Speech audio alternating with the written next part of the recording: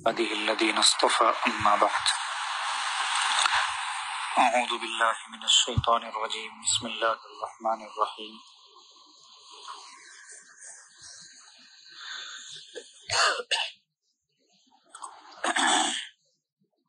يا أيها الذين آمنوا اتقوا الله وكونوا مع الصادقين سبحان ربك رب العزة عما يصفون وسلام على المرسلين والحمد لله رب العالمين اللهم صل على سيدنا محمد وعلى آل سيدنا محمد وبارك وسلم.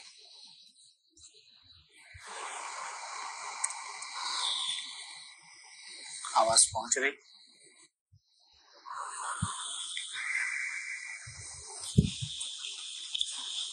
مجالس فقیر میں سے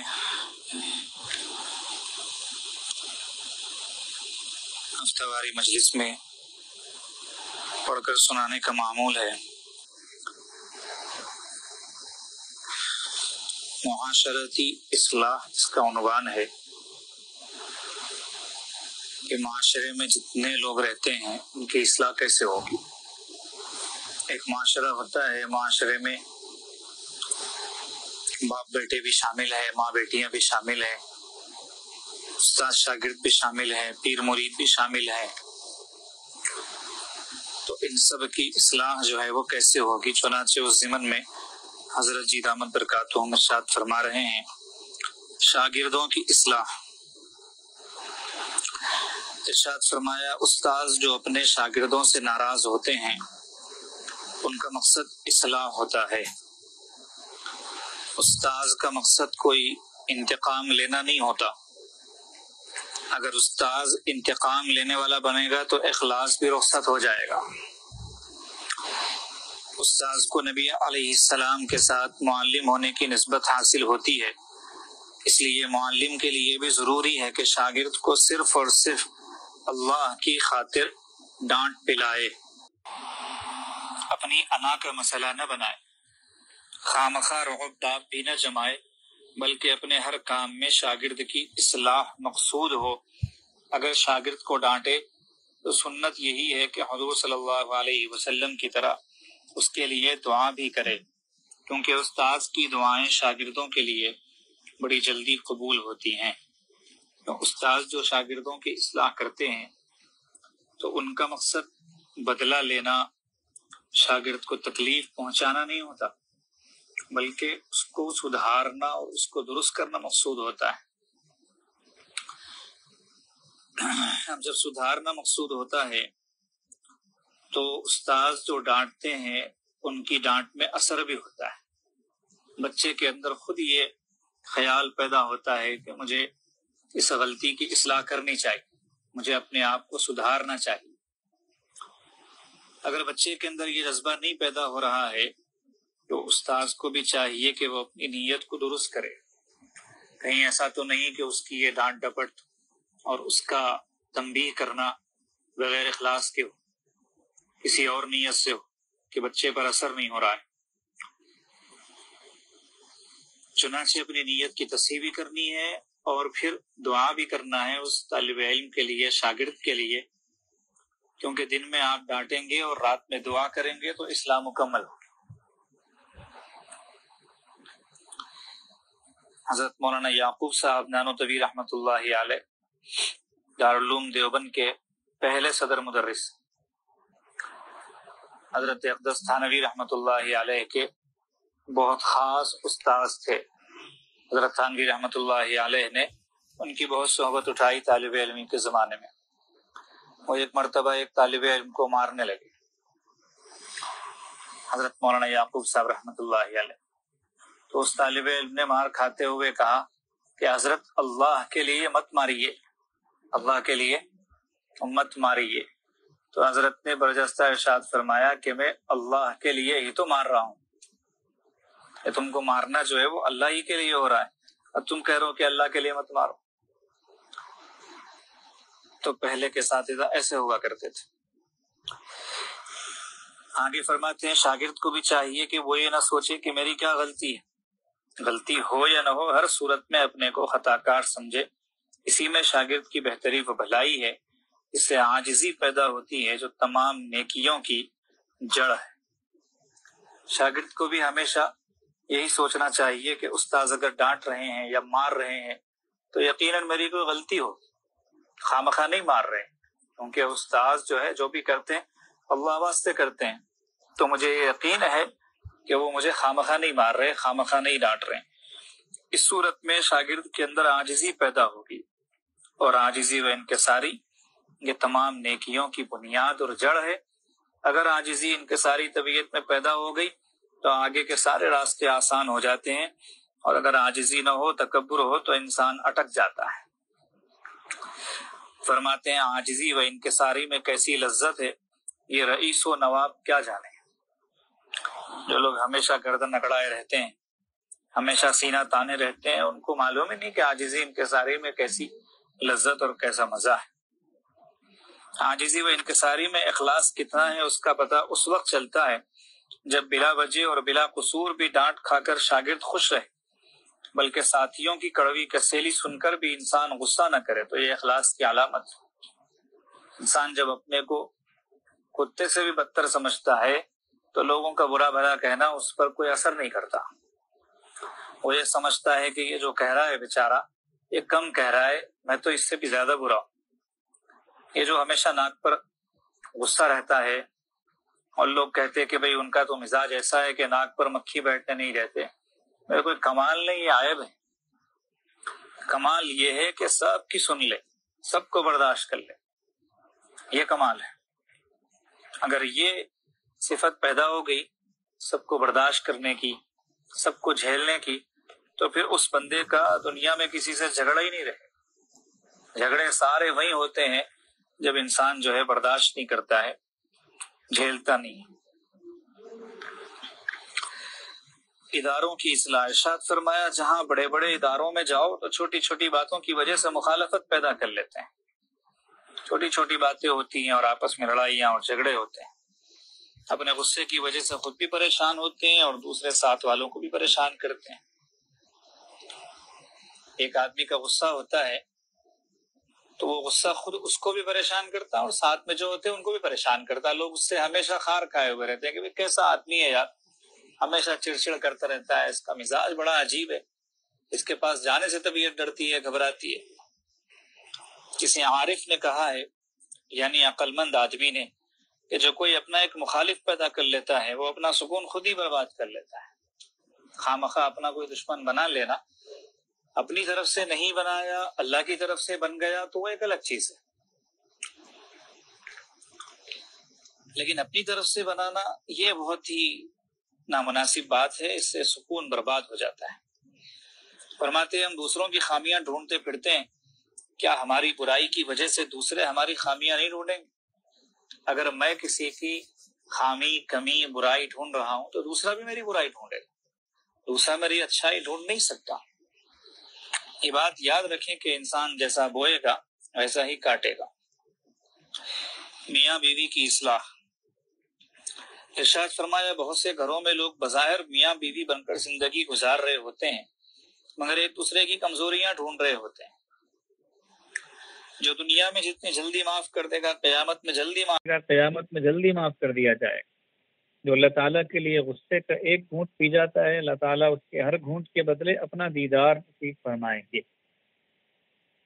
ان باتوں پر عمل کرنے سے میاں بیوی کی بہت جلدی اصلاح ہو جائے گی، آپس میں پیار و محبت پیدا ہوگا۔ حضرت فرما رہے یہ تجربہ شدہ باتیں، یعنی لوگوں کو حضرت نے بتایا اور لوگوں نے عمل کیا اور فائدہ ہوا، یہ تجربہ شدہ باتیں ہیں، ذرا ان پر عمل کر کے دیکھیں، پھر سکون ہی سکون ہے۔ میاں بیوی ہمیشہ اس بات کا استحضار رکھیں کہ جس درخت پر پھل نہ ہو تو وہ کسی کام کا نہیں، ایسے ہی جس میں اخلاق نہ ہو وہ بھی کسی کام کا نہیں۔ میاں بیوی میں ان صفات کا ہونا ضروری ہے۔ ایثار کی تعریف فرما رہے ہیں کہ ایثار دوسرے کی ضرورت کو مقدم کرتے ہوئے اپنی ضرورت کو دبا لینا ایثار کہلاتا ہے۔ لوگ جو ہے کچھ چائے نہیں پیتے، دوسروں کو پیالی دے کے سمجھتے ہیں ایثار کر رہے ہیں۔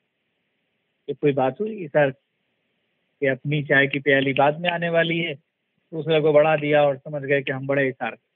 ایثار کا مطلب یہ ہے کہ آپ کو معلوم ہے کہ اگر میں یہ چیز اس کو دے دوں تو پھر مجھے برداشت ہی کرنا پڑے گا، صبر کرنا پڑے گا، تب ہے ایثار۔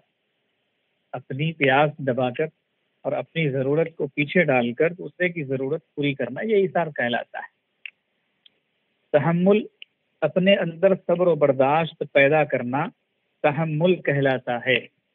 خاموش بیٹھا ہوا ہے ایک آدمی، کچھ بولتا نہیں ہے اور سمجھتا ہے کہ لوگ مجھے حلیم سمجھیں، بردبار سمجھیں اور غصے کو پی جانے والا سمجھیں، برداشت کرنے والا سمجھیں۔ جب تک امتحان نہیں ہوتا اس وقت تک پتہ تھوڑی چلتا ہے کہ یہ کتنے نمبر کا ہے۔ تو ایسے ہی جب تک غصے کا موقع نہیں آئے گا تو پتہ کیسے چلے گا کہ غصہ پیتا ہے کہ غصہ تھوکتا ہے۔ خاموش بیٹھے ہوئے آدمی کے بارے میں یہ فیصلہ کرنا کہ یہ بہت غصے کو پی جانے والے ہیں، غلط فیصلہ ہے۔ غصے کا موقع آیا اور وہ پی رہا ہے، برداشت کر رہا ہے، تو اب ہے کہ بھئی یہ ماشاءاللہ مزاج میں ان کے تحمل ہے، برداشت ہے۔ عوام کی اصلاح، ارشاد فرمایا آج کل خود غرضی کی انتہا ہو گئی کہ ہم کسی کو خوش نہیں دیکھ سکتے، دوسروں کے منہ کا لقمہ بھی چھیننا چاہتے ہیں حالانکہ اپنا پیٹ بھرا ہوا ہوتا ہے۔ صحابہ کرام رضوان اللہ علیہم اجمعین اور ہم میں بڑا فرق یہ ہے کہ وہ دین سیکھتے پڑھتے ہی نہیں تھے بلکہ اسے اپنی ضرورت سمجھتے تھے، اور ہم اگر پڑھتے ہیں تو عمل نہیں کرتے۔ جب تک صحابہ کرام والے اخلاق پیدا نہیں ہوں گے ہم صحیح مسلمان نہیں بن سکتے۔ ہم اپنوں کے ساتھ اور دوسروں کے ساتھ سلوک کرنے کا پیمانہ ہی بدل دیتے ہیں، یعنی رشتہ داروں کے ساتھ الگ معاملہ، دوست ہو تو الگ معاملہ، اور جو غیر ہیں جو رشتہ دار نہیں ہیں اس کے ساتھ میں الگ معاملہ۔ کسی گھر میں ماں بیٹی میں لڑائی ہو جائے تو تھوڑی دیر بعد صلح ہو جاتی ہے، اگر ساس بہو میں لڑائی ہو جائے تو ہمیشہ کی لڑائی بنا لی جاتی ہے۔ کیوں؟ اس لیے کہ سلوک بدل گیا، بیٹی کو اپنا سمجھ رہی ہے اور بہو کو غیر سمجھ رہی ہے، اور وہاں لڑکی بھی اپنی ماں کو ماں سمجھ رہی ہے اور شوہر کی ماں کو ساس سمجھ رہی ہے، اس لیے پھر مسائل پیدا ہوتے ہیں۔ اسے اپنی بیٹی کی طرح کیوں نہیں سمجھتی کہ اس کو بھی تھوڑی دیر بعد معاف کر دے؟ اگر اپنی بیٹی کی ہزاروں غلطیوں کو معاف کر دیتی ہے تو بہو کی بھی کچھ معصوم غلطیوں کو معاف کر دینا چاہیے تاکہ گھروں میں سکھ سکون ہو جائے۔ اپنی بیٹی کے بارے میں ماں کہتی ہے کہ ابھی تو بچی ہے، ابھی یہ بھی شادی ہو کے گئی ہے، ایسا بھی کیا ظلم ہے ان لوگوں کا، سمجھ رہے نہیں بچی کو، اور دوسرے کی بچی کو جب بہو بنا کے لاتی ہے تو اس کے بارے میں یہ امید رکھتی ہے کہ یہ 70 سالہ تجربہ کار بوڑھی کی طرح تجربہ کار ہونا چاہیے۔ کیسے ہو سکتا ہے؟ آپ کی بیٹی نہ تجربہ کار ہے اور اسی عمر کی دوسری بچی تجربہ کار ہو جائے، یہ تو انصاف نہیں ہے، تو ظلم ہے۔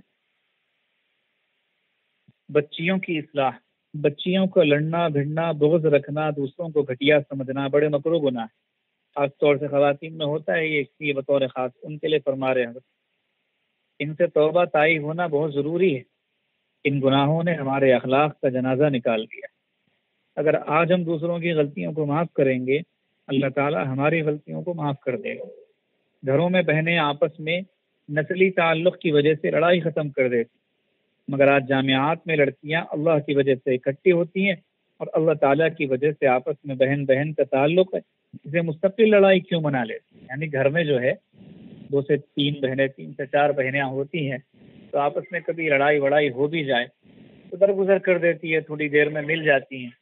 لیکن جہاں مدرسوں میں پڑھنے والی بچیاں ہیں یا کہیں اور رہنے والی، وہ آپس میں لڑتی ہیں تو کئی کئی مہینوں تک کینہ پالتی، ایک دوسرے کو معافی نہیں کرتی۔ کسی سے خفگی اور ناراضگی رکھنا اور پھر اسے دل میں دشمنی بنا لینا، اسے کینہ کہتے ہیں۔ ناراضگی کسی کے تعلق سے دل میں پیدا ہوگی اور پھر اس کی وجہ سے دشمنی پال لیا تو اسے کینہ کہتے ہیں۔ دل میں کینہ رکھنے والے کو لیلۃ القدر میں بھی معاف نہیں کیا جاتا، شب قدر میں بھی اس کی بخشش نہیں ہوتی۔ یاد رکھیں، رات کو سرہانے پر سر رکھیں اور ساتھ ہی دل سے بغض و کینہ کو بھی نکال دیں۔ تکیے پہ سر رکھتے ہوئے دل سے ہر مسلمان کے تعلق سے کینہ ختم کر دینا چاہیے۔ نبی علیہ الصلوۃ والسلام کی مجلس جمی ہوئی ہے، ایک صحابی تشریف لانے والے تھے، ابھی آئے نہیں تھے، آپ علیہ السلام نے فرمایا کہ اب تو شخص آئے گا وہ جنت۔ تو اتنے میں ایک صاحب تشریف لائے، بیٹھ گئے مجلس، صحابہ نے دیکھا، دوسرا دن ہوا، آپ علیہ السلام نے ویسے ہی فرمایا، پھر وہی صحابہ، پھر تیسرا دن ہوا، تیسرے دن بھی نبی علیہ السلام نے وہی بات ارشاد فرمائی، پھر وہی صحابہ۔ اب ایک صحابی کو مستوجب ہوئی کہ بھئی کیا معاملہ ہے آخر، تو اجنبی بن کے ان کے ساتھ چلے گئے، ان کے مہمان بن گئے، 3 دن رہے وہاں پر، یہ دیکھنے کے لیے کہ ان کا کون سا ایسا بڑا عمل ہے، خاص عمل ہے جس کی وجہ سے نبی علیہ السلام نے فرمایا کہ آنے والا شخص جنتی ہونے کی خوشخبری ملی۔ 3 دن میں ان کو کوئی خاص بات نظر نہیں آئی کہ جس کو نوٹ کیا جائے، جس کے بارے میں یہ کہا جائے کہ ہاں یہ بات ہوگی جس کی وجہ سے جنت۔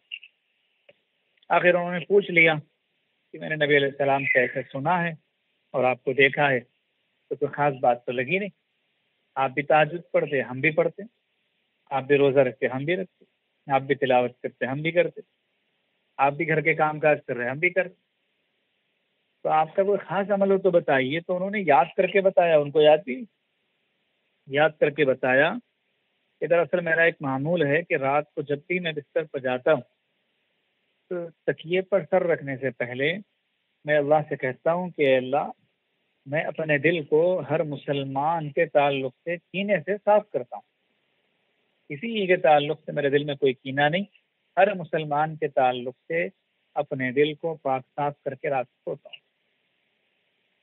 تو انہوں نے کہا کہ بس یہی عمل ہے جس کی وجہ سے اتنی بڑی فضیلت تمہیں ملی۔ تو معمولی عمل ہم سمجھتے ہیں، لیکن حقیقت میں یہ بہت بڑا عمل ہے کہ کسی کے تعلق سے دل میں کینہ نہیں رکھنا۔ آگے فرماتے ہیں اللہ تعالیٰ کی محبت کی تاثیر۔ اللہ تعالیٰ کی محبت باقی تمام چیزوں کو گھاس پھوس کی طرح جلا کر رکھ دیتی ہے، پھر ایک اللہ تعالیٰ ہی انسان کے لیے کافی و شافی ہو جاتا ہے۔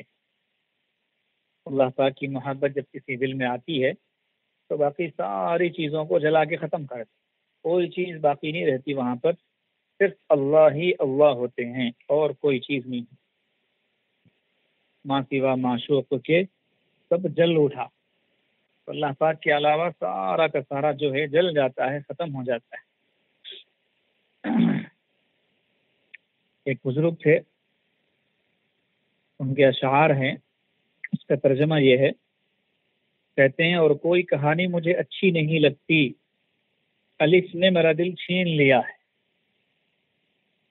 مجھے با تا کی ضرورت نہیں ہے، الف نے مجھے بے بس کر دیا، یعنی اللہ کے الف، اب آگے با تا کی مجھے کوئی ضرورت نہیں۔ پھر کہتے ہیں ذکر اللہ کی ضرب لگاتے رہنا، اس سے تجھے شاباش ملے گی، یعنی اس سے خوشی ملے گی۔ جیتے مرتے میں اپنے یار کا رہوں گا، اس کے علاوہ مجھے ہر قسم کی ہوس بھول چکی، مجھے کچھ یاد نہیں ہے سوائے اللہ کے، روز اول سے وہ میرا یار ہے اور میں اس کا یار ہوں۔ پھر اپنے آپ کو مخاطب کر کے کہتے ہیں اے فرید، میں عشق الہی سے ہرگز پیچھے نہیں ہٹوں گا، کیونکہ مجھے ہر روز نیا مزہ آتا ہے۔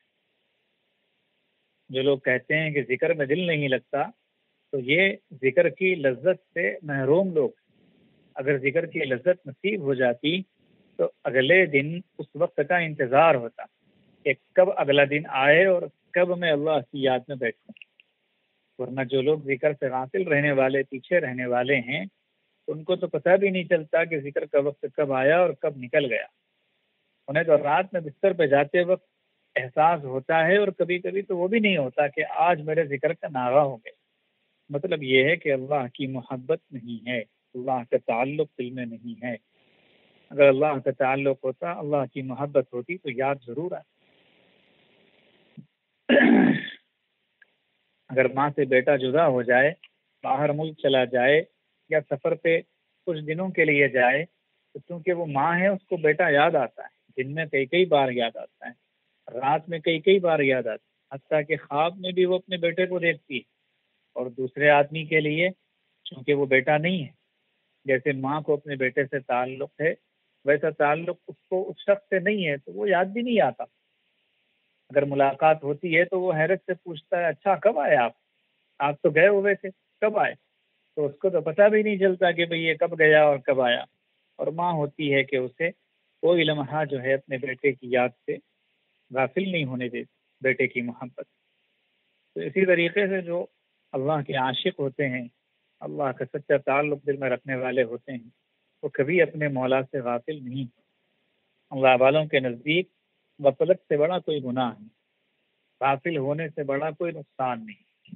جو آدمی غفلت میں وقت گزارتا ہے، مشائخ نے تو یہ فرمایا، جو دم غافل وہ دم کافر، کہ جو گھڑی غفلت میں گزر گئی، یوں سمجھو گویا وہ وقت کفر کی حالت میں گزرا، لیے کہ اللہ کی یاد سے دور ہو کر ایک کافر زندگی گزارتا ہے۔ ایک مومن ہو، ایمان ہو اس کے دل میں، اور وہ اللہ کی یاد سے غافل ہو کے زندگی گزارے، یہ ہو نہیں سکتا، تصور سے باہر کی بات۔ محبت الہی بڑھانے کے طریقے، کیسے بڑھتی ہے اللہ کی محبت؟ فرما رہے ہیں اللہ تعالیٰ کی نعمت۔ ارشاد فرمایا، اللہ تعالیٰ اپنی صفات میں کامل ہے اور بندہ اپنی صفات میں ناقص ہے۔ اللہ کی ایک صفت ہے الکریم، کرم کرنے والا۔ کریم کا مطلب ہے بغیر کسی احسان اور بغیر کسی حق کے دوسروں کو دینے والا۔ ہم کیا ہے، احسان کا بدلہ چکاتے ہیں زیادہ سے زیادہ، اس نے دیا تو ہم بھی دے رہے، یا پھر حق بنتا ہے ہم پر، اس نے ہمارا کوئی کام کیا، ہمارے یہاں مزدوری کی، اب ہم اس کو پیسے دیتے ہیں۔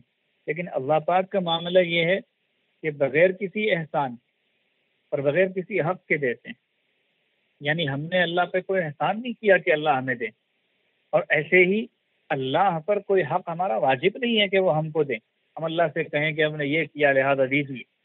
تو بغیر کسی احسان اور حق کے اللہ پاک ہمیں عطا فرماتے ہیں، یہ اللہ کی ایک صفت ہے الکریم۔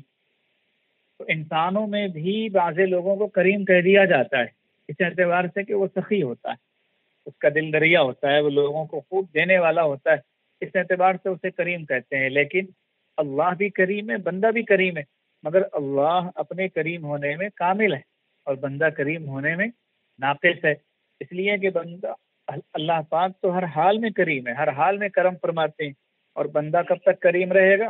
جب تک اس کے پاس کریم ہے تو وہ کریم ہے، کریم ختم تو کریم ختم۔ تو بندہ اپنی صفات میں ناقص اور اللہ اپنی صفات میں کامل۔ اللہ تعالیٰ نعمتوں کا دینے والا ہے اور بندہ نعمتوں کا لینے والا ہے۔ حضرت شاہ ولی اللہ رحمۃ اللہ علیہ فرماتے ہیں کہ اگر انسان غور و فکر کرے کہ کتنی نعمتیں اللہ نے دی ہیں، پہلی نعمت یہ کہ اللہ تعالیٰ نے انسان بنا دیا۔ اگر بندر بنا دیتا تو کوئی پکڑے پھرتا، ہم پیچھے پیچھے چل رہے ہوتے، یا گلیوں میں ناچتے پھرتے، گدھے ہوتے تو بوجھ بھی اٹھاتے اور ڈنڈے بھی کھاتے۔ اللہ پاک نے انسان بنایا، یہ نعمت کو سوچیں گے تو اللہ کی محبت بڑھے گی۔ اللہ تعالیٰ کا یہ کرم ہے کہ کلمہ نصیب فرمایا، باپ انگلی پکڑ کر مسجد میں لے جاتا ہے، اچھے ماحول میں کچھ وقت گزر جاتا ہے، انسان گناہ پر گناہ کیے جاتا ہے اور اللہ تعالیٰ مہربانی پر مہربانی فرماتے ہیں اور پردہ پوشی کیے جاتے ہیں۔ تو یہ ساری نعمتیں اللہ پاک۔ ایک بزرگ فرمایا کرتے تھے، جس نے تیری تعریف کی دراصل اس نے اللہ تعالیٰ کی ستاری کی تعریف کی، اس لیے کہ لوگوں سے تیری ایسی ایسی تعریفیں کروا رہا ہے۔ اگر اللہ پاک ہمارے عیبوں پہ پردہ نہیں ڈالتے، ہماری خامیوں پہ، ہماری خرابیوں پہ پردہ نہیں ڈالتے، نہیں چھپاتے ان کو، تو کون ہماری تعریف کرتا؟ جس بچے کے پاس سے بدبو آ رہی ہو، چھوٹا بچہ بھی جان جاتا ہے کہ اس بچے نے گندگی کی ہوئی ہے، تو وہ گندگی چھپ نہیں رہی ہے، ظاہر ہو رہی ہے تو پتہ چل رہا ہے، اور جب تک گندگی چھپی رہے گی تو پتہ نہیں چلے گا کہ بچے نے گندگی کی ہوئی ہے۔ ٹھیک اسی طرح اللہ پاک ہمیں جب تک چھپائے ہوئے ہیں تب تک لوگ ہماری تعریفیں کر رہے ہیں، ہماری واہ واہ ہو رہی ہے، ہمیں چاہا جا رہا ہے، ہماری عزت ہو رہی ہے، اور جہاں اللہ پاک ستاری کی چادر میں سوئی کے ناکے کے برابر سوراخ کر دے تو پھر ہمیں کوئی پوچھنے والا بھی نہیں ہوگا، کون ہماری تعریف کرے؟ تو تعریف دراصل اللہ کی کر رہا ہے، ہماری نہیں کر رہا ہے۔ اسی لیے جب ایک سالک نے اپنے شیخ سے پوچھا کہ حضرت لوگ بہت تعریفیں کرتے ہیں، اس وقت میں نفس پھولتا ہوا محسوس ہوتا ہے، کیا کرنا چاہیے؟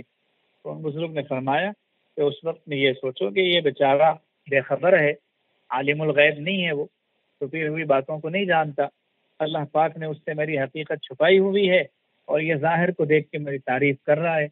جب اس کو پتہ چل جائے گا کہ میری حقیقت کیا ہے تو اپنے ہی جوتے سے میرے سر کی خبر لے گا۔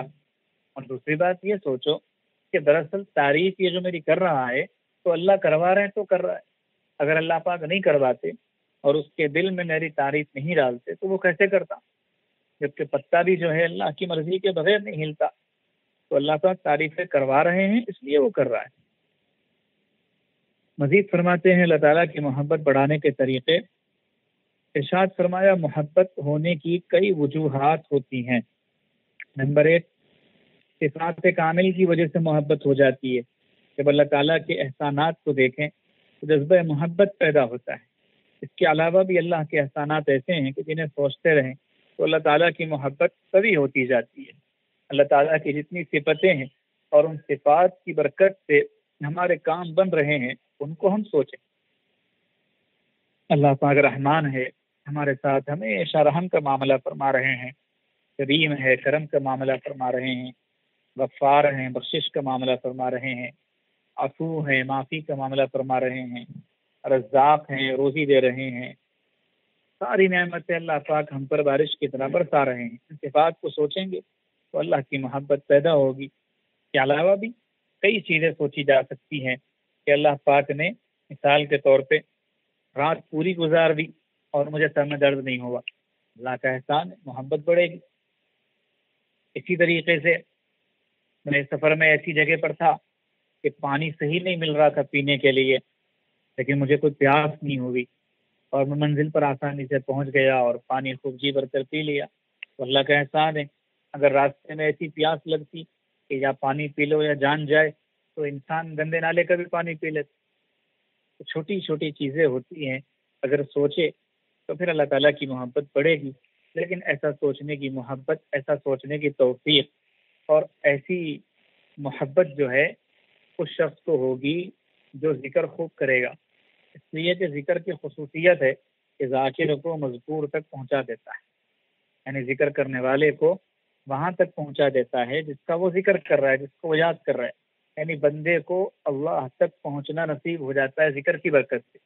اب جس کو ذکر کی یہ حقیقت نصیب ہو گئی تو اس کو اللہ کے احسانات بھی یاد آئیں گے، اللہ کے انعامات بھی یاد آئیں گے، ورنہ تو یہ عیبوں کا پتلا انسان، خامیوں کا مجسمہ انسان صبح میں اٹھتا ہے تو اپنی خدائی کے دعوے کرتا ہے، حالانکہ رات سوتے ہوئے کیسے گزارا اس کو خود نہیں پتا کہ اس کے منہ پر کتنی مکھیاں آ کر بیٹھی، کتنے مچھر اسے کاٹے، کیا ہوا اس سے کچھ خبر ہی نہیں، اور صبح میں اٹھ کے خدائی کے دعوے کر رہا ہے، اور جب شام ہوتی ہے گھر آتا ہے تو گھر میں آ کے خدائی کے دعوے کرتا ہے، حالانکہ اس کو پتا ہے کہ دن بھر میں کتنے دھکے اس نے کھائے، کتنے لوگوں کی جھڑکیاں سنی، کہاں کہاں پہ لوگوں نے اس کے ساتھ ذلت کا سلوک کیا۔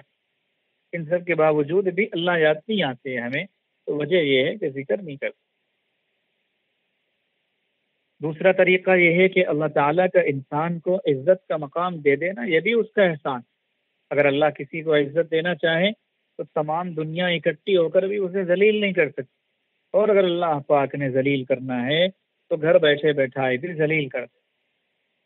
عزت اللہ کے ہاتھ میں، المعز عزت دینے والے اللہ، المذل ذلت دینے والے اللہ ہے۔ معیز کے بعد مذل کا آنا، یعنی پہلے لفظ معیز ہے، اللہ کا نام ایک معیز ہے، اس کے بعد مذل۔ اس میں یہ نقطہ ہے کہ اللہ پاک بندوں کو خامخواہ ذلیل نہیں کرتے، پہلے عزت ہی دیتے ہیں، عزت کے اسباب ہی دیتے ہیں، اس کی قدر نہیں کرتا تو پھر اللہ کا جو اس میں مذل ہے وہ حرکت میں آتا ہے، ورنہ پہلے تو عزت ہی نصیب ہوتی۔ تو اللہ پاک اگر عزت دینا چاہیں تو دنیا کی کون سی طاقت میں یہ ہمت ہے کہ وہ بندے کو ذلیل کرے؟ اچھا، اور اگر اللہ پاک ذلیل کرنے پہ آ جائے تو دنیا کی کوئی طاقت اسے عزت نہیں دے سکتی، انسان گھر میں بیٹھ کر ذلیل ہو جاتا۔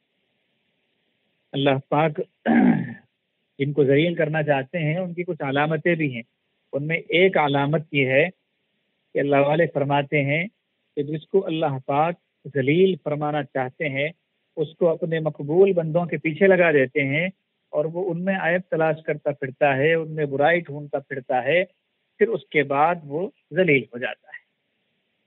ایسے ہی اللہ والوں نے ایک علامت یہ بھی ارشاد فرمائی کہ جس کو اللہ پاک ذلیل فرمانا چاہتے ہیں اسے خوبصورت چہروں کے پیچھے لگا دیتے ہیں، اور جہاں خوبصورت چہرہ ہوتا ہے وہ وہاں منہ مارتا ہے، اور پھر وہاں سے وہ ذلت لے کر واپس آتا ہے۔ تیسرا طریقہ ہے اللہ کے جسمانی، روحانی اور آفاقی احسانات کو سوچیے تو محبت الہی بڑھے گی۔ جسمانی احسانات کا مطلب کیا ہے کہ اللہ پاک نے عقل صحیح سالم دی، پاگل بنا دیتا ہم کیا کرتے؟ ایسے ہی آنکھ صحیح سالم دی، اندھا بنا دیتا ہم کیا کرتے؟ کانوں میں سننے کی طاقت ہے، اگر بہرے ہوتے تو کیا کرتے؟ ٹھیک اسی طرح جسم کے سارے اعضاء صحیح سالم ہے، اللہ کا احسان ہے۔ اللہ پاک چاہتے تو ان میں سے کسی ایک کو بھی خراب کر دیتے، تو ہم کیا کر لیتے؟ تو اس سے محبت الہی بڑھے گی۔ ایسے ہی روحانی احسانات، روحانی احسانات کا کیا مطلب ہے کہ اللہ پاک نے ذکر کرنے والی زبان دی، شکر کرنے والی زبان دی، دل میں اللہ کی یاد ہے، اور اسی طریقے سے ماں باپ دیے جن کے دلوں میں ایمان ہے، جن کے پاس دین ہے، شریعت پر عمل کرنے والے ہیں، نیک صحبتیں اللہ پاک نے عطا فرمائی، وغیرہ وغیرہ۔ یہ روحانی احسانات اللہ کے، اللہ نے اپنی عبادت میں لگنے کی توفیق عطا کی، سخاوت کی توفیق عطا کی، دوسروں کی خدمت کرنے کی توفیق عطا کی۔ تو یہ جتنی چیزیں ہیں یہ روحانی احسانات کے ضمن میں آتے ہیں، تو اللہ پاک کی محبت بڑھے گی یہ سوچنے سے۔ ایسے ہی آفاقی احسانات کہ اللہ پاک نے ہوا کو ہمارے لیے زہریلا نہیں بنایا، اگر ہوا میں زہر ہوتا ہم کہاں جاتے؟ ہمیں تو آکسیجن ہوا سے ملتا ہے۔ ایسے اللہ پاک نے ہمارے لیے پانی کو کڑوا نہیں بنایا، کڑوا بنا دیتے، کھارا بنا دیتے کہ وہ حلق کے نیچے ہی نہیں اترتا، ہم کیا کر لیتے؟ اس طرح سوچنے سے اللہ پاک کی محبت بڑھتی ہے۔ ان کو آفاقی احسانات کو۔ چوتھا طریقہ یہ ہے کہ اللہ تعالیٰ کی دی ہوئی عزت کو سوچے تو محبت بڑھے گی۔ سوچے کہ آج لوگ مجھے سلام کرتے ہیں، یہ اللہ پاک نے عزت دی ہوئی ہے، ورنہ کون کس کو سلام کرتا ہے؟ یہ بھی ہو سکتا کہ وہ لوگ میرے سلام کے منتظر رہتے، جبکہ وہ خود آگے بڑھ کر سلام کرنے میں اپنی سعادت سمجھ رہا ہے، تو اللہ نے عزت دی ہوئی۔ ایک آدمی بڑے احترام سے آ کے مصافحہ کر رہا ہے، اللہ نے عزت دی ہوئی، ورنہ مجھ سے کیوں مصافحہ کرتا؟ تو اللہ کی دی ہوئی عزتوں کو سوچنا چاہیے۔ نمبر 5، انسان ذرا ذلت کا تصور کرے کہ اگر اللہ کسی گناہ کی وجہ سے ذلیل کر دیتا تو کیا بنتا؟ اس نے گناہوں کو چھپایا ہوا ہے۔ اس کا تصور کرنے سے بھی محبت الہی بڑھتی۔ بنی اسرائیل میں سے کوئی شخص رات کو اگر گناہ کرتا تو صبح ہونے پر دروازے پر لکھا ہوا ملتا کہ آج رات اس بندے نے فلاں گناہ کیا ہے، اور پورے لوگ اس کو پڑھ لیتے۔ اللہ پاک نے ہمارے ساتھ ایسا نہیں کیا۔ ہمارا دن ایسا گزرتا ہے جیسے لوگ سمجھیں کہ جبرائیل بھی ان سے رات میں آ کے مصافحہ کرتے ہوں گے، اور رات ہماری ایسی گزرتی ہے کہ شیطان بھی بازو کھڑا شرماتا ہے کہ یہ تو مجھ سے بھی گیا گزرا ہو گیا، لیکن پھر اگلی صبح پھر وہ عزت ملتی ہے کہ لوگ جبرائیل سمجھتے ہیں۔ تو ہمیں سوچنا چاہیے کہ اگر اللہ پاک ذلیل کرنے پر آتے کسی گناہ کی وجہ سے تو میری کیا درگت بنتی؟ اس سے بھی اللہ پاک کی محبت بڑھتی ہے۔ چھٹا طریقہ یہ ہے کہ یہ سوچے مرضی تو اللہ کی پوری ہو کر رہے گی، اس لیے ہمیشہ اللہ کی مرضی کو مد نظر رکھے۔ ہمیشہ اللہ کی مرضی پوری ہوتی ہے نا، چاہے انسان کچھ بھی کر لے، ہوتا وہی ہے جو اللہ چاہتے ہیں، تو اس کو مد نظر رکھے کہ اللہ کی مرضی پوری ہوگی۔ مثلا حضرت نوح علیہ السلام چاہتے تھے کہ بیٹا ڈوبنے سے بچ جائے، مگر اللہ کی مرضی نہیں تھی، اس لیے یہ بچ نہیں سکا۔ حضرت ابراہیم علیہ السلام بیٹے کو ذبح کرنا چاہتے ہیں، لیکن اللہ نے ذبح ہونے نہیں دیا، چھری کے نیچے بھی بچا لیا، تو مرضی اللہ کی پوری ہوگی۔ حضور علیہ السلام نے شہد پینا بند کر دیا۔ ایک موقع آیا تھا، تفصیلی واقعہ ہے کہ نبی علیہ السلام نے کہا کہ میں آج سے شہد کو ہاتھ نہیں لگاؤں گا، شہد نہیں پیوں گا، تو اللہ نے فرمایا کہ ایسا نہیں ہوتا، آپ کو شہد پینا پڑے گا، تو مرضی اللہ کی پوری ہوگی۔ ایسے ہی ساتواں طریقہ یہ ہے کہ اللہ پاک کی نعمتوں پر غور و فکر کرتے رہنے سے اللہ پاک کی محبت بڑھتی ہے۔ اللہ کی جو نعمتیں ہمیں ملی ہوئی ہیں ان پر غور کرنا چاہیے۔ نمبر 8، یہ نفسیاتی اصول ہے کہ جس چیز کا تذکرہ زیادہ کیا جائے تو اس کی محبت پیدا ہوتی ہے۔ مثلا آئس کریم کا کسی نے تذکرہ کیا، بس گرمی ہے بہت زیادہ، تو آپ کا دل بھی چاہے گا کہ آئس کریم کھاؤں، تو ذکر ہوا تو آپ کے دل میں محبت سے انگڑائی لی۔ اسی طرح اللہ کے ذکر سے اللہ کی محبت پیدا ہوگی۔ اس شخص کو اپنے ایمان کی تصدیق کرنا چاہیے، اس کو اللہ کا نام سن کر کم سے کم آئس کریم کا مزہ نہ آئے، یعنی جیسے آئس کریم کا نام سن کر آئس کریم کا مزہ آتا ہے، ایسے ہی اللہ کا نام سننے کے بعد میں جو اللہ کا مزہ ہوتا ہے اگر وہ نہیں آ رہا ہے تو اپنے ایمان کی تصدیق کرنا چاہیے، دوبارہ ایمان لانا چاہیے۔ اللہ والوں کو اللہ کے نام کی لذت بھی محسوس ہوتی ہے۔ چنانچہ ایک بزرگ فرماتے ہیں جب کوئی اللہ کہتا ہے تو میرے منہ میں جیسے رس گھول دیا گیا ایسی کیفیت ہوتی، شہد پی لیا ایسی کیفیت ہو جاتی ہے۔ حضرت مولانا جلال الدین رومی رحمۃ اللہ علیہ ارشاد فرماتے ہیں اللہ اللہ ان کے شیریں ہست نام شیر و شکر می شود جانم تمام، کہ اللہ اللہ جو ہے اس ایسا میٹھا نام ہے کہ جب جب بھی میں یہ نام لیتا ہوں تو میری ساری جان وہ ایسے ہو جاتی ہے جیسے دودھ میں شکر گھول کے کسی کے سامنے رکھ دیا گیا۔ دودھ میں شکر گھولنے کے بعد دودھ جیسے میٹھا ہو جاتا ہے، ایسے میرا پورا جسم اور پوری روح میٹھی ہو جاتی ہے جب کوئی اللہ کا نام لیتا ہے۔ تو اگر یہ کیفیت ہمیں نہیں ہے، ہمارے پاس نہیں ہے اور ہمیں حاصل نہیں ہے تو ماتم کرنا چاہیے اپنے آپ۔ اللہ تعالیٰ کے مختلف احسانات کا استحضار رکھنے سے بھی محبت الہی پیدا ہوتی ہے۔ اللہ کے جو احسانات ہم پر ہیں ان کو ہم سوچیں۔ آج ہمارا معاملہ یہ ہے کہ 30 سال کی 40 سال کی صحت والی زندگی کا ذکر نہیں کریں گے لوگوں کے سامنے، اور 2 سال سے کسی بیماری میں اللہ نے مبتلا کیا تو ان 2 سالوں کو پوری زندگی بھاری کر دیں کہ بس پوچھیے مت، میرا تو حال ایسا ہے ویسا ہے، تو اللہ کو ناگوار گزر۔ اللہ والوں کا حال یہ ہوتا ہے تو ان سے جب کوئی صحت پوچھتا ہے تو وہ کہتے ہیں اللہ کا بہت بڑا احسان ہے، الحمدللہ فلاں نعمت ملی ہوئی ہے، فلاں نعمت ملی ہوئی ہے، فلاں نعمت ملی ہوئی ہے، بس ہلکا سا بخار ہے، دعا کر دیجیے کہ اللہ پاک وہ بھی ختم کرے۔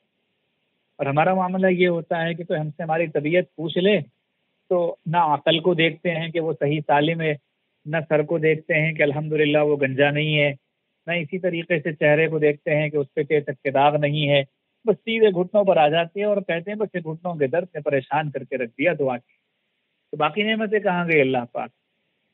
اور وہ گھٹنے جو اب تک الحمدللہ اتنا کام کیے کہ پیسے دے کے اگر کسی نوکر کو رکھا جاتا تو وہ بھی نہیں کرتا، تو یہ کس کو یاد ہے کہ اس کے گھٹنوں نے کیا کیا کام کیے؟ تو اللہ کے احسانات کا استحضار رکھنا چاہیے، اس سے محبت الہی پیدا ہوتی ہے۔ نمبر 10، ہمیشہ اللہ تعالیٰ سے اس کی محبت کی دعائیں استقامت کے ساتھ کرتا رہے تو بھی محبت پیدا ہوتی ہے، یعنی اللہ سے مانگنا چاہیے۔ نبی علیہ السلام کی دعا ہے اللہم انی اسألک حبک، اے اللہ میں آپ سے آپ کی محبت کا سوال کرتا ہوں۔ تو اللہ سے جب محبت کی دعائیں کرتے رہیں گے تو اس سے بھی انشاءاللہ محبت پیدا ہوگی۔ فرماتے ہیں تیری دعا ہے کہ ہو تیری آرزو پوری، میری دعا ہے کہ تیری آرزو بدل جائے۔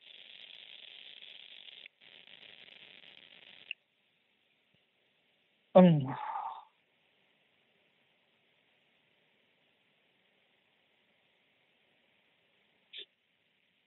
فرماتے ہیں سالک کے لیے انتہائی ضروری بات، عنوان ہے 3 سال کی صحبت۔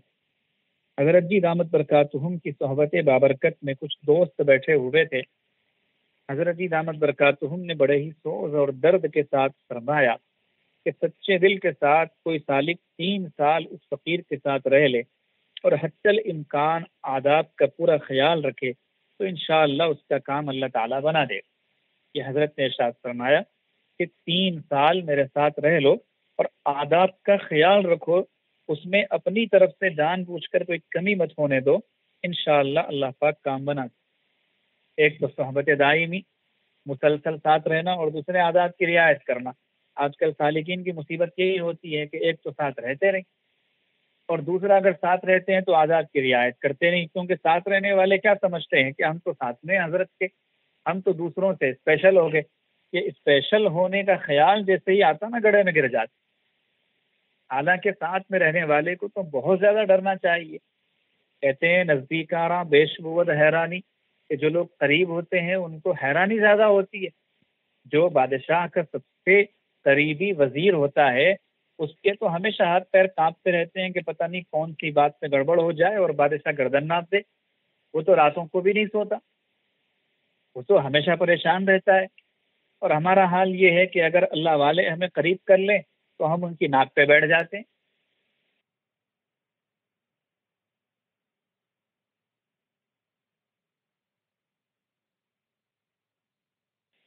تو آداب کا خیال اللہ پاک اس کا کام بنا دیتے ہیں۔ اور حضرت نے 3 سال فرمایا، چلے 3 سال مکمل کوئی نہ رہ سکے تو کم سے کم 2 مہینے میں، مہینے میں، 6 مہینے میں اتنا تو وقت نکالنا چاہیے جس کو وقت کہا جا سکے۔ سال میں ایک مرتبہ آئے اور کہے کہ میں فیروزہ کے لیے آیا ہوں 3 دن لگانے کے لیے، سال میں 3 دن کا کیا مطلب؟ مہینے میں 3 دن پھر بھی سمجھ میں آتے ہیں، لیکن سال میں 3 دن کا کیا مطلب ہوتا ہے؟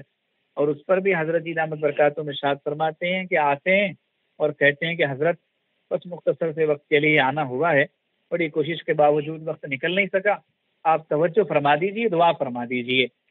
یعنی شیخ پہ احسان ہے گویا کہ ہم نہیں بھی آ سکتے تھے لیکن آ گئے ہیں، اب آپ کام کیجیے اپنا۔ گویا شیخ جو ہے وہ کام کرنے کے لیے ہے مریدوں، حالانکہ حقیقت یہ ہے کہ مرید کام کرے اور شیخ کہے کہ یہ کام ٹھیک ہے اور یہ کام غلط، تو جس کام کو ٹھیک کہے اس کو کرتا جائے اور جس کام کو غلط کہے اس سے دور ہو جائے۔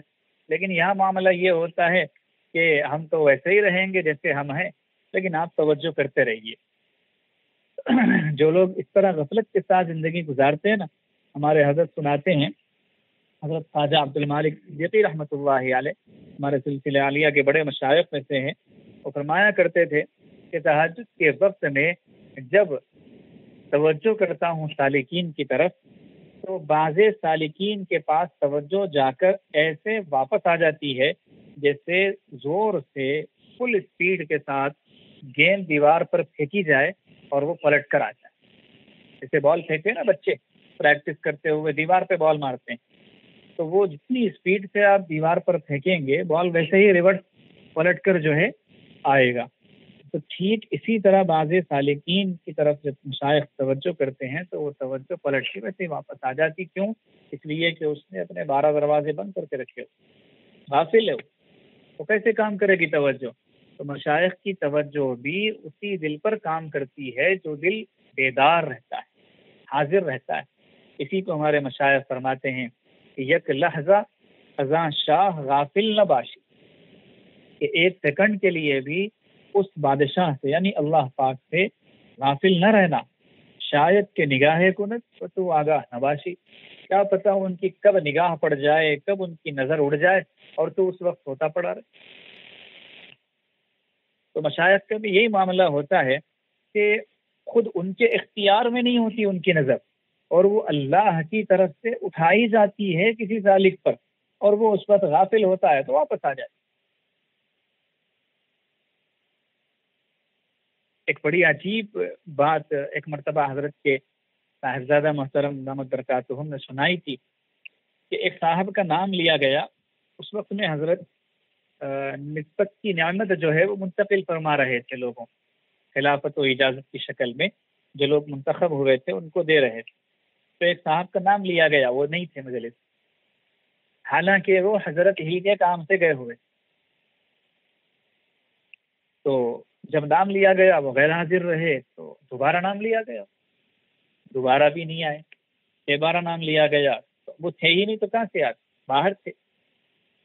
اچھا جب وہ باہر سے واپس آئے تو لوگوں نے کہا کہ آپ کا نام پکارا گیا تھا اس مجلس میں، آپ تھے نہیں، تو پھر وہ دوڑے دوڑے آئے، تو حضرت نے ان کے آنے کے بعد ارشاد فرمایا کہ بات ختم، اب آپ جائیے، پھر دیکھا جائے گا، شاید کہ نگاہ کنت اور تو آگاہ نباشی، کہ اس کی نگاہ پڑے اور تو غافل رہے، حالانکہ نام آ چکا تھا ان کا، اگر وہ موجود رہتے تو اس وقت اجازت کی نعمت انہیں مل جاتی، لیکن حضرت نے کہہ دیا کہ بات ختم ہو گئی، آپ بعد میں آئیں گے، جائیے یہاں۔ تو اتنا نازک معاملہ ہوتا ہے مشائخ کے پاس، اور ہم پتھر دل لیے ہوئے، غفلت بھرے جسم لیے ہوئے، اور بس عجیب طرح کی معصیتوں میں گناہوں میں پڑے ہوئے ساتھ رہتے ہیں، تو کیسے فائدہ ہو؟ آگے فرماتے ہیں سالک پھسلتا کہاں ہے؟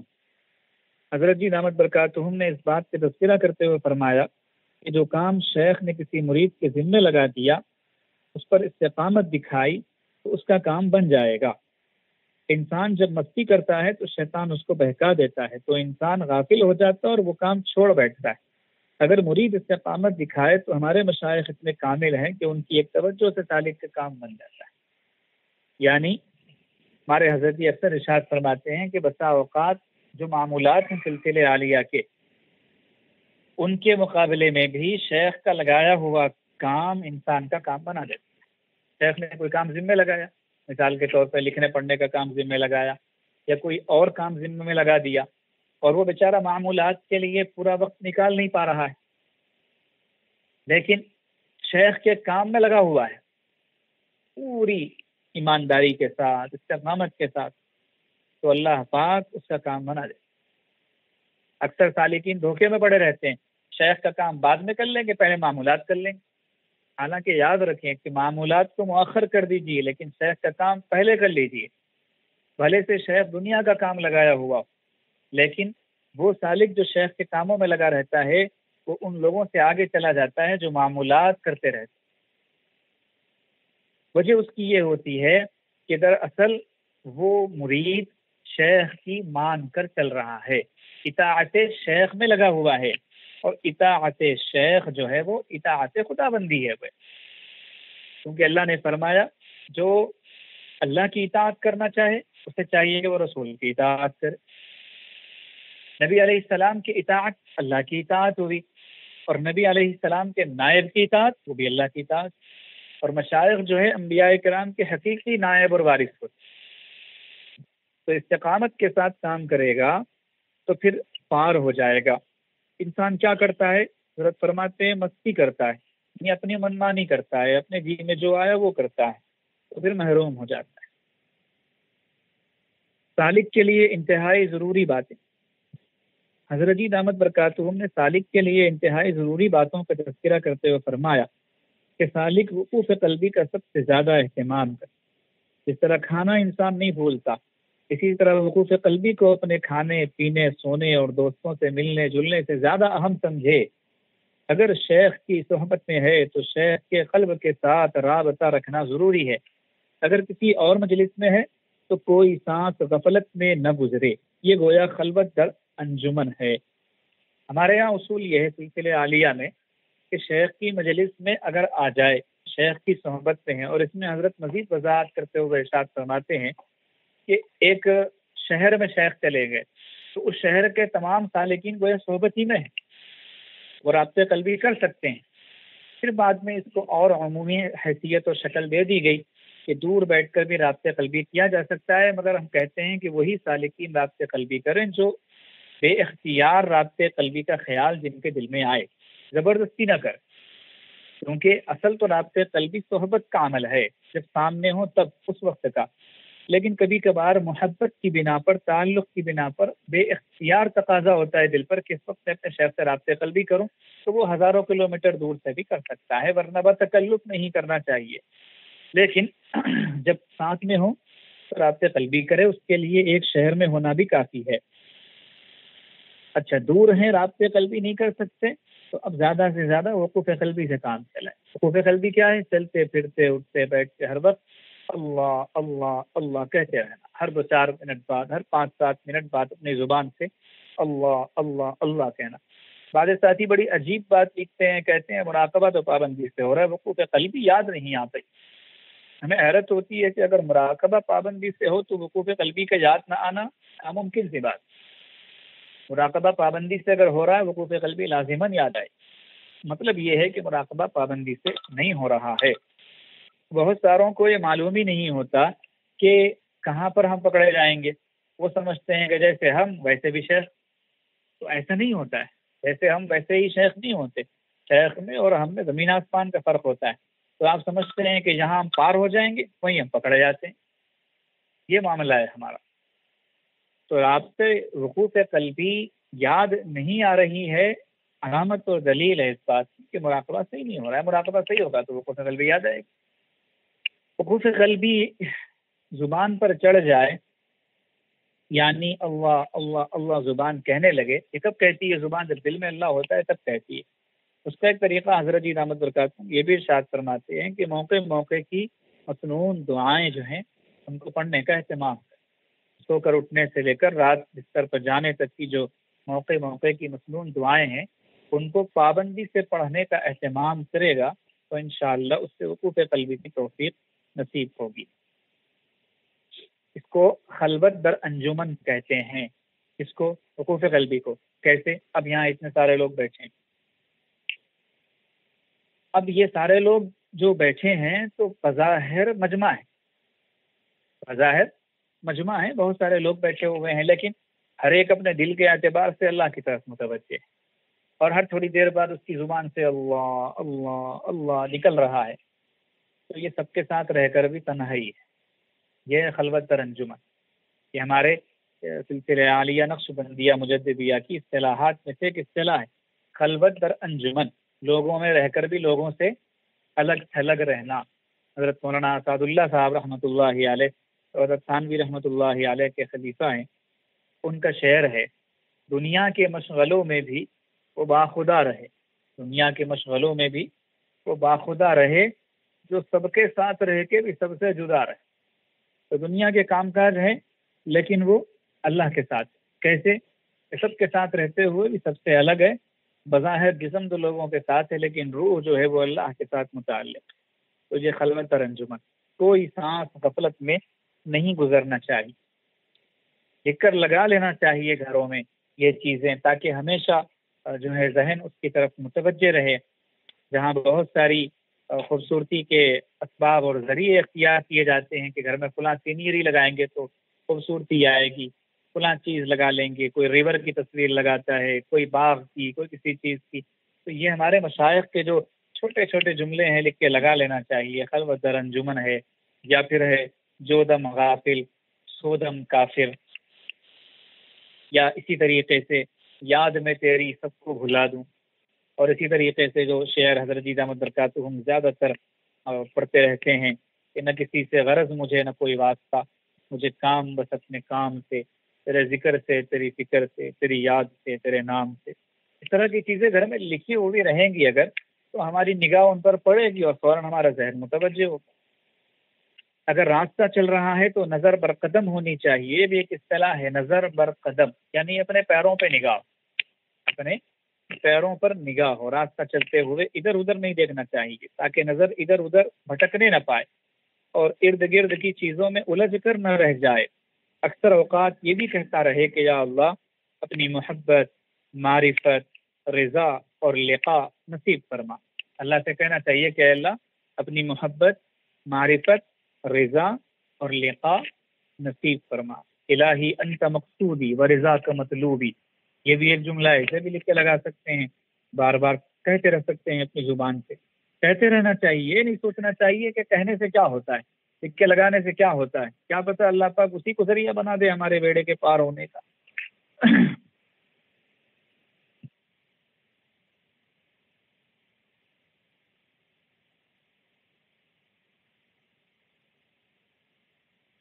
تو اللہ پاک سے دعا مانگتے رہیں گے تو انشاءاللہ اللہ پاک یہ چیزیں عطا فرما دیں گے۔ مختصر یہ کہ سالک کو چاہیے کہ ہر دم اللہ تعالیٰ کو یاد رکھے۔ ایسے ایسے لوگ بھی ہیں کہ ان کے حالات کو سن کر حیرانی ہوتی ہے۔ ایک آدمی کا واقعہ سناؤں کہ حضرت فرما رہے ہیں کہ اس کو فنا فی اللہ اتنا تھا، ایک دفعہ ڈاکٹر کے پاس جانا ہوا، ڈاکٹر صاحب نے نام پوچھا، 2-3 منٹ گزر گئے اور اب اسے اپنا نام ہی یاد نہیں آ رہا، آخر کار عبداللہ ہی لکھوا دیا۔ نام جو بھی ہو مگر سوچا اللہ کے بندہ تو ہوں ہی صحیح۔ کہ حضرت نے دوسرے آدمی کا واقعہ لکھا ہے، اصل میں جو حضرت ہی کا واقعہ ہے۔ حضرت نے ایک مجلس میں ارشاد فرمایا تھا کہ میرے ساتھ اس طرح کا واقعہ پیش آیا کہ بچہ چھوٹا تھا، اس وقت بیمار تھا، حضرت کے صاحبزادے دامت برکاتہم، تو ان کو دکھانے ڈاکٹر کے پاس لے گئے۔ اب ڈاکٹر نے نام پوچھا تو نام ہی یاد، کتنی دیر کے بعد حضرت نے کہا کہ عبداللہ نام لکھ دو۔ تو فنا فی اللہ جو ہے اس کو کہتے ہیں کہ انسان ما سوی اللہ کو مکمل طور پر بھول جائے۔ خاموش مشائخ، حضرت جی دامت برکاتہم نے ارشاد فرمایا کہ ہمارے مشائخ بظاہر خاموش ہوتے ہیں مگر ان کے دل کی توجہ بڑی قوی ہوتی۔ کسی نے کہا کہ نقش بندی مشائخ ٹھنڈے ہوتے ہیں، ہائے ہو نہیں کرتے۔ جواب دیا کہ جو اللہ ٹھنڈے اور گیلے درخت سے آگ پیدا کر دیتا ہے وہ ہم ٹھنڈوں سے بھی آگ پیدا کر دیتا ہے۔ ہمارا مقصد تو یہ ہے کہ خاموشی کے ساتھ ہر دم ہر گھڑی اللہ کو یاد رکھیں۔ چیخ پکار کرنے سے، شور شرابہ کرنے سے کچھ حاصل بھی نہیں ہوتا۔ انسان خاموش رہے لیکن اندر میں مضبوط رہے، یہ اصل چیز ہے۔ اوپر اوپر چیخ پکار کرنے سے کیا فائدہ ہوتا ہے؟ ہر جگہ یاد یار میں رہنا، چند جھونکے خزاں کے بس سہلو، پھر ہمیشہ بہار میں رہنا۔ نور میں ہو یا نار میں رہنا، ہمیشہ یاد یار میں رہنا، چند جھونکے خزاں کے سہلو، پھر ہمیشہ بہار میں رہنا۔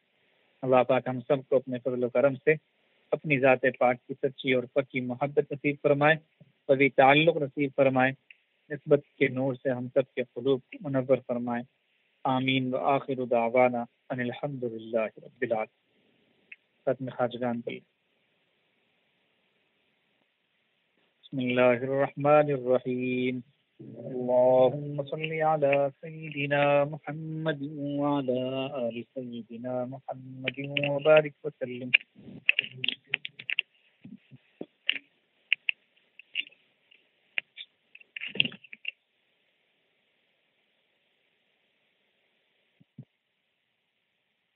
حسبنا الله ونعم الوكيل۔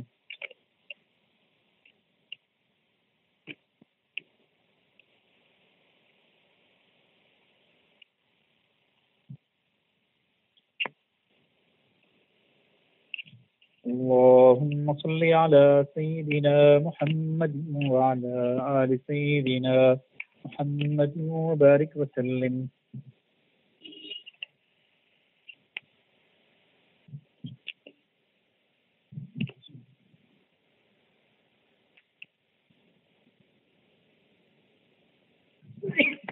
يا خفي اللطف أدركني بلطفك الخفي۔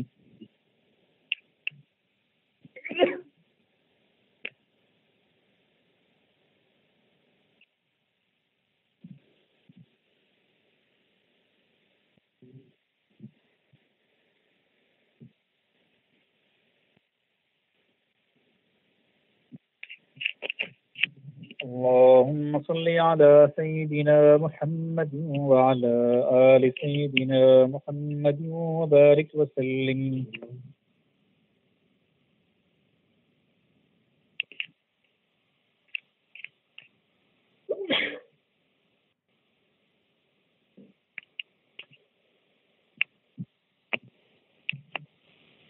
يا باقي أنت الباقي۔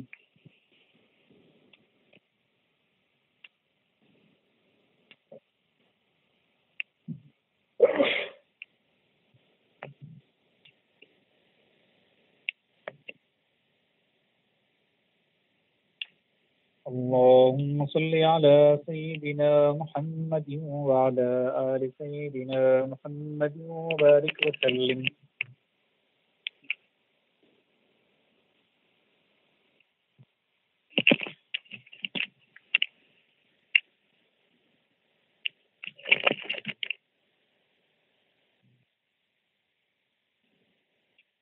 لا حول ولا قوة إلا بالله۔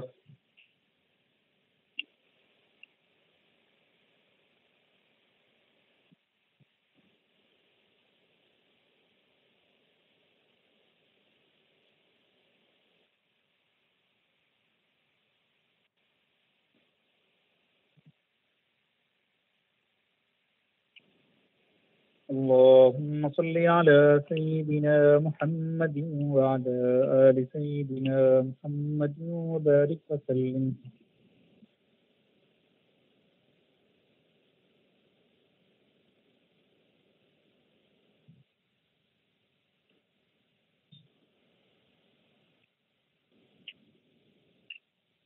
لا إله إلا أنت سبحانك إني كنت من الظالمين۔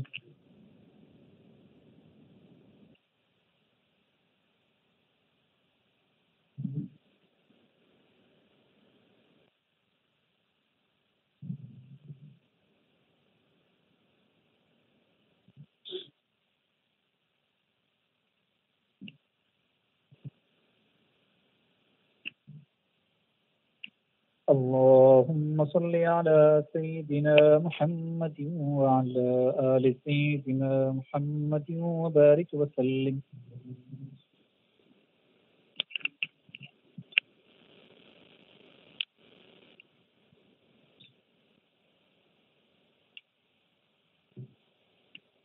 يا حي يا قيوم برحمتك أستغيث۔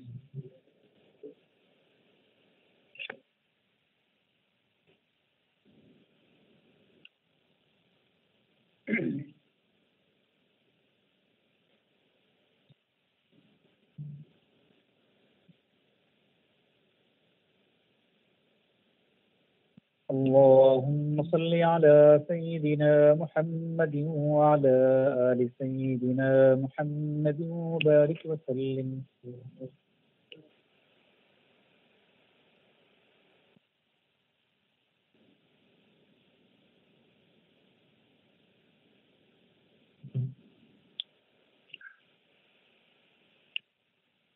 والله ذو فضل على المؤمنين.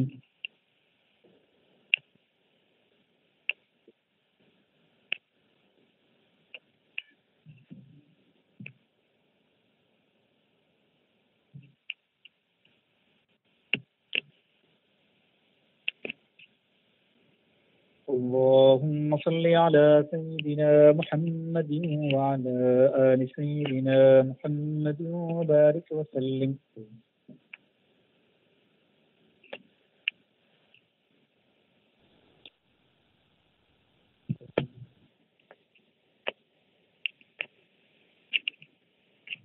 إنا لله وإنا إليه راجعون.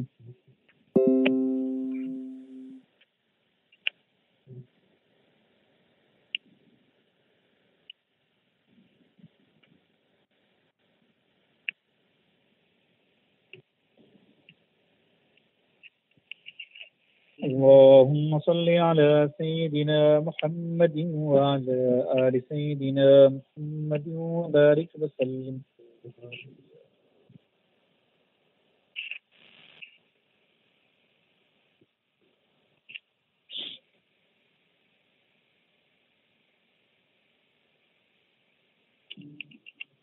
الله ولي الذين آمنوا.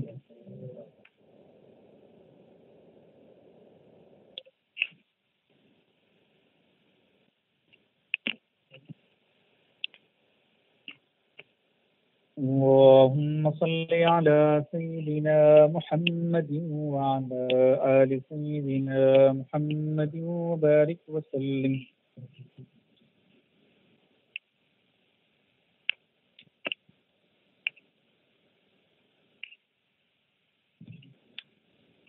والله ولي المؤمنين.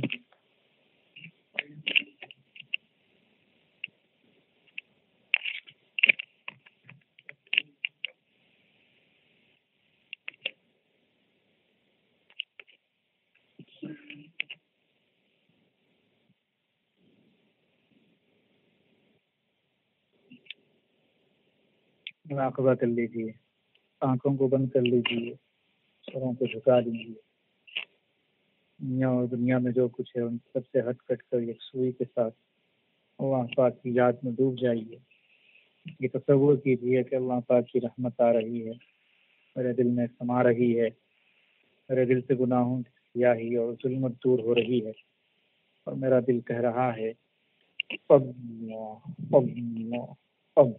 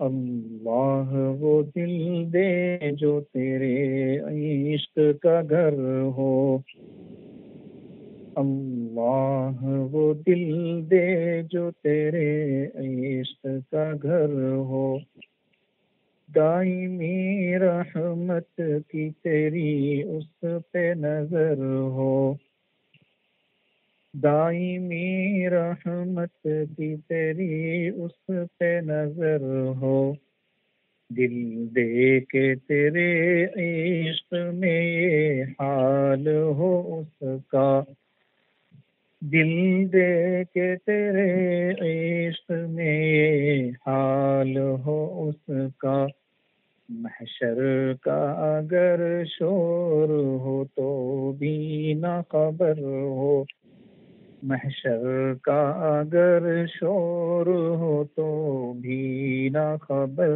ہو،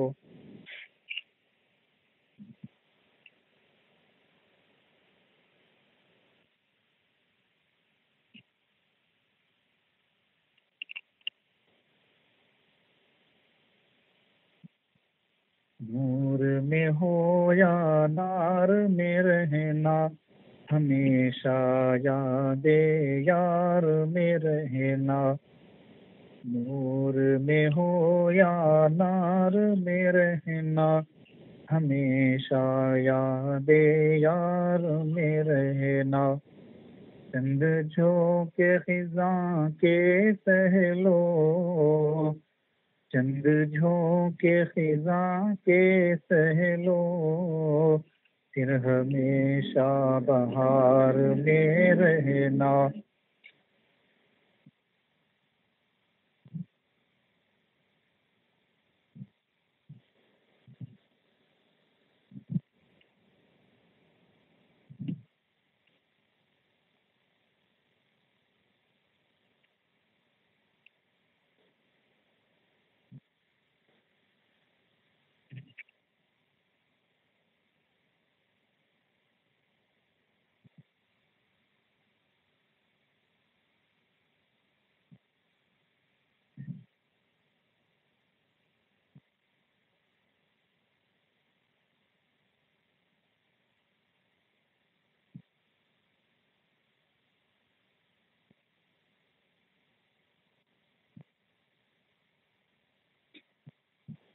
لا الہ الا اللہ، سبحان ربی الاعلی الوہاب، اللهم صل على سيدنا محمد وعلى آل سيدنا محمد وبارك وسلم۔ کریم آقا، ہم آپ کے انتہائی عاجز مسکین فقیر بندے ہیں، اللہ ہمارے گناہوں کو معاف فرما، ہماری خطاؤں کو درگزر فرما، سیئات کو حسنات میں تبدیل فرما۔ اے اللہ، ہم آپ کے بہت بگڑے ہوئے بندے ہیں، اے اللہ بہت ٹوٹے ہوئے بندے ہیں، بہت بکھرے ہوئے بندے ہیں، اے کریم آقا آپ کے علاوہ ہمارا کوئی نہیں۔ اے اللہ، آپ کے محبوب علیہ السلام نے ہمیں آپ کے در کا راستہ بتایا، اور یہ بھی فرمایا کہ اسی در سے مانگو ملے گا تو اسی در سے ملے گا۔ اے اللہ، ہمارا آپ کے علاوہ کوئی نہیں، آپ کے در کے علاوہ ہمارا کوئی در نہیں۔ اے کریم آقا، ہم سب کے سب بھکاری یہاں آپ کے دربار میں ہاتھ پھیلائے ہیں، اے اللہ فضل کا معاملہ فرما دیجئے۔ اے اللہ، اس فقیر کا تو کوئی مسئلہ ہی نہیں، اسے ایک دروازے پر نہ ملے تو دوسرے پر چلا جاتا ہے، دوسرے پر نہ ملے تو تیسرے پر چلا جاتا ہے۔ مسئلہ تو ہم فقیروں کا ہے کہ ہمارا ایک در کے علاوہ کوئی در نہیں، اگر اس در سے دھتکار دیا گیا تو دنیا میں کوئی اور نہیں جہاں جا کے ہم مانگ سکے۔ اے کریم آقا، اپنے در سے کبھی محروم نہ فرمائیے، اے اللہ اپنے در سے مردود نہ فرمائیے۔ اے کریم آقا، مقہور ہونے سے، مجبور و معذور ہونے سے ہم سب کی حفاظت فرما لیجیے۔ اے اللہ نواز کیجیے۔ اے کریم آقا، آپ ایسے کریم ہیں جو بغیر کسی احسان و حق کے نوازنے پر قادر ہیں۔ اے اللہ، آپ پر ہمارا کوئی احسان نہیں ہے کہ اے اللہ اس کے بدلے آپ ہمیں نوازیں۔ اے اللہ، کوئی حق بھی نہیں بنتا ہمارا کہ آپ ہمیں عطا فرمائیں۔ اے اللہ، سچی بات تو یہ ہے کہ ہم آپ کے فضل کے محتاج ہیں۔ اے اللہ، ہم آپ سے آپ کا فضل مانگتے ہیں۔ آپ کے محبوب علیہ السلام نے بھی یہی ارشاد فرمایا، صلی اللہ من فضلہ، اللہ سے اس کے فضل کا سوال کرو۔ اے اللہ، ہم آپ سے آپ کا فضل مانگتے ہیں، آپ کا کرم مانگتے ہیں، آپ کی عطا و بخشش مانگتے ہیں۔ اے اللہ، ہم آپ سے آپ کو مانگتے ہیں۔ اے کریم آقا، ہم کو آپ نے اپنے فضل و کرم سے سب کچھ نوازا ہوا ہے، دیا ہوا ہے۔ اے اللہ، ہم محروم ہیں تو آپ کی محبت سے محروم ہیں، آپ کے تعلق سے محروم ہے، آپ کی دوستی سے محروم ہے۔ آپ کی معیت سے محروم ہے، آپ کی نظر کرم سے محروم ہے۔ اے کریم آقا، اپنے فضل سے ہمیں ان ساری نعمتوں سے نواز دیجئے، ہمیں وہ تعلق عطا فرما دیجئے جو تعلق آپ کے محبوب اور مقبول بندوں کو ہوا کرتا ہے۔ اے اللہ وہ معیت نصیب فرما دیجئے کہ وہ معکم اینما کنتم، تم جہاں بھی رہو وہ تمہارے ساتھ ہے، اس کا استحضار ہمیں نصیب ہو جائے۔ اے اللہ ہمیں وہ محبت نصیب فرما دیجئے کہ آپ کی محبت میں اے اللہ شیطان اور نفس سے پیچھا چھڑانا آسان ہو جائے، شیطان اور نفس سے دور ہونا آسان ہو جائے۔ اے اللہ ہم آپ کی طرف آنا بھی چاہتے ہیں لیکن نفس و شیطان ہمیں اپنی طرف کھینچ لیتے ہیں۔ اے اللہ دل میں آپ کی یاد نہیں ہے، زبان پر آپ کا نام نہیں ہے، دماغ میں آپ کا خیال نہیں ہے۔ اے اللہ ایسے بندے پر شیطان کا حملہ نہیں ہوگا تو کیا ہوگا؟ نفس اسے اپنے دام میں گرفتار نہیں کرے گا تو کیا کرے گا؟ اے اللہ ہم نفس و شیطان کے پھندوں میں پھنسے ہوئے مجبور اور بے کس بندے ہیں۔ اے کریم آقا، آپ ہی ہمارے سب کچھ ہیں، فضل کا معاملہ فرما دیجئے۔ اے اللہ گناہوں سے پاک صاف فرما دیجئے، گناہوں سے پاک زندگی گزارنے کی توفیق عطا فرما دیجئے۔ اے اللہ اپنے فضل سے ہمیشہ اپنے مقبول و محبوب بندوں میں ہمیں شامل فرما کر رکھیے۔ اے کریم آقا اپنے مقبول بندوں میں شامل فرما لیجئے۔ اے کریم آقا ہم سے راضی ہو جائیے۔ اے اللہ آپ کی رضا سے بڑھ کر کوئی نعمت نہیں۔ اے اللہ اگر آپ راضی نہ ہو تو ہماری ساری کوششیں بیکار ہیں۔ اے کریم آقا راضی ہو جائیے۔ گناہوں سے اے اللہ آپ ہی ہمیں بچا لیجئے۔ اے اللہ ہمارے بس میں نہیں کہ ہم نفس و شیطان سے بچ کر زندگی گزارے، لیکن آپ کی طاقت سے بعید نہیں۔ اے اللہ اگر آپ حکم دے دیں شیطان ہم سے دور بھاگ جائے گا، نفس کی غلامی سے آزادی ہمیں نصیب ہو جائے گی۔ اے اللہ ان بندوں میں ہمیں شامل فرما لیجئے جن کے بارے میں آپ نے فرمایا ہے ان عبادی لیس لک علیہم سلطان، کہ میرے کچھ بندے ہیں شیطان تیرا داؤ چلنے والا نہیں ان پر۔ اے اللہ ہمیں ان بندوں میں شامل فرما لیجئے۔ اے کریم آقا اپنے مقبول بندوں میں شامل فرما لیجئے، ہمیشہ آپ سے راضی رہنے والے بندوں میں شامل فرما لیجئے، آپ ہی کے در کے محتاج رہنے والوں میں شامل فرما لیجئے۔ اے اللہ مخلوق کے محتاجی سے ہماری حفاظت فرمائیے، در در کے دھکے کھانے سے ہماری حفاظت فرمائیے۔ اے اللہ در در کی ذلت سے ہماری حفاظت فرمائیے۔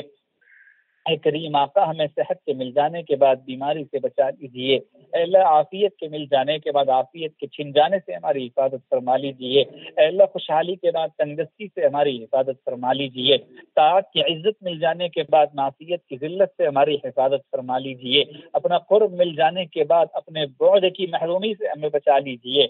اے کریم آقا اپنے فضل سے اپنے کرم سے آپ کی رضا کی نعمت کے حاصل ہو جانے کے بعد ناراضگی سے بچا لیجئے۔ اے اللہ آپ کی محبت کے مل جانے کے بعد آپ کی نفرت سے بچا لیجئے۔ اے کریم آقا اپنے فضل سے ہم میں سے ہر ایک کو نسبت کی نعمت سے مالا مال فرما کر اس سے محروم ہونے سے بچا لیجئے۔ اے اللہ نسبت کے نور سے ہم سب کے قلوب کو منور فرما دیجئے۔ اے اللہ تقویٰ کی نعمت سے ہم سب کو مالا مال فرما دیجئے، ہماری نسلوں کو متقیوں کا امام بنا دیجئے۔ اے اللہ تقویٰ کے پھول بوٹے ہمارے گھروں میں کھلا دیجئے۔ اے کریم آقا اپنے فضل سے ہم میں سے ہر ایک کو تقویٰ کے تاج سے مزین فرما دیجئے، تقویٰ کے لباس میں ملبوس فرما دیجئے۔ اے اللہ جسم کو بھی متقی بنا دیجئے، روح کو بھی متقی بنا دیجئے، ظاہر کو بھی متقی بنا دیجئے، باطن کو بھی متقی بنا دیجئے۔ اے کریم آقا نفاق سے ہماری حفاظت فرمائیے، نفاق اعتقادی سے بھی حفاظت فرمائیے، نفاق عملی سے بھی حفاظت فرمائیے۔ اے اللہ تمام روحانی بیماریوں کو ہم سے دور فرما دیجئے، حسد سے، کینے سے، بغض سے، عداوت سے، غصے سے، بخل سے، حرص سے، شہوت سے ہم سب کی پوری پوری حفاظت فرما دیجئے۔ اے کریم آقا اخلاق حمیدہ ہمارے اندر پیدا فرما دیجئے، قصائل حمیدہ سے ہمیں مزین فرما دیجئے۔ اے کریم آقا آپ راضی ہو جائیے۔ اے اللہ کل قیامت کے دن ہم نے سنا کچھ بندے ایسے ہوں گے جو آپ کو دیکھ کر مسکرائیں گے، آپ ان کو دیکھ کر مسکرائیں گے۔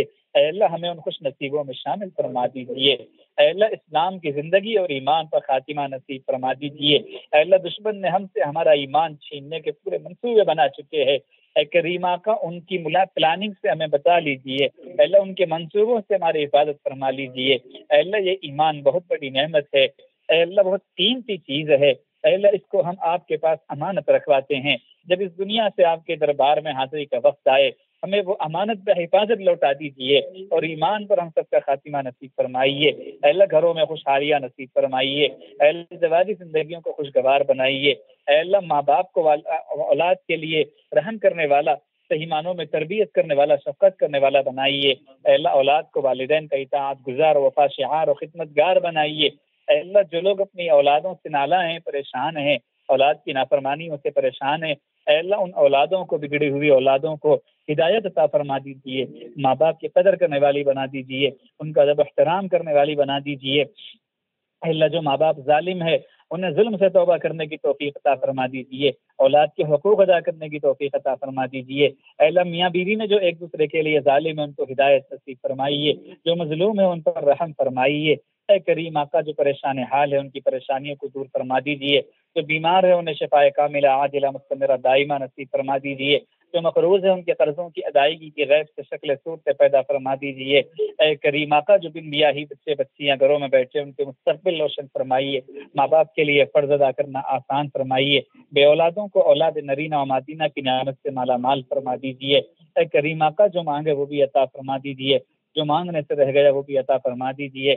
اے اللہ اس گھر کو اور گھر والوں کو صاحب برکت بنا دیجیے۔ اے اللہ ان سب کو نیک ہدایت اور ہدایت پر استقامت عطا فرما دیجیے۔ اے اللہ ان کے معاونین کو بھی ہدایت اور ہدایت پر استقامت عطا فرما دیجیے۔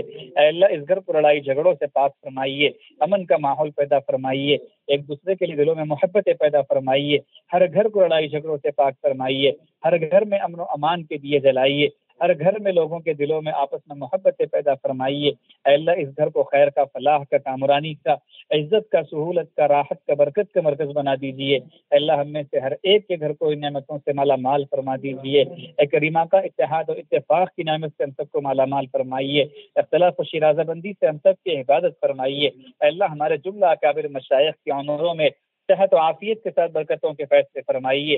اے اللہ ان سے پورے عالم کو مستفیض ہونے کی توفیق عطا فرما دیجیے۔ جو مشائخ دنیا سے جا چکے ہیں ان کی مغفرت فرما کر قرب کی اعلیٰ درجات سے انہیں نواز دیجیے۔ اے کریم آقا مدارس اسلامیہ کی حفاظت فرمائیے، مکاتب دینیہ کی حفاظت فرمائیے، مراکز دینیہ کی حفاظت فرمائیے، جہاں جہاں اللہ اللہ کروایا جاتا ہو، سکھایا جاتا ہو ان مراکز اور خانقاہوں کی حفاظت فرمائیے۔ اے کریم آقا ان خانقاہوں کو، مدارس کو، مکاتب کو ہمیشہ آباد رکھیے۔ اے اللہ برباد ہونے سے بچا لیجیے، دشمن کے منصوبوں میں ان کو ناکام فرما دیجیے، خائب و خاسر بنا دیجیے، ان کی تدبیروں کو انہی پر الٹ دیجیے، ان کے مکر میں انہیں اے اللہ پھنسا دیجیے۔ اے کریم آقا ہماری ان دعاؤں کو اپنی رحمت سے قبول و منظور فرما لیجیے۔ وصلی اللہ تعالی وسلم علی حبیبہ سیدنا محمد وآلہ وصحبہ اجمعین برحمتک یا ارحم الراحمین۔ الحمد للہ۔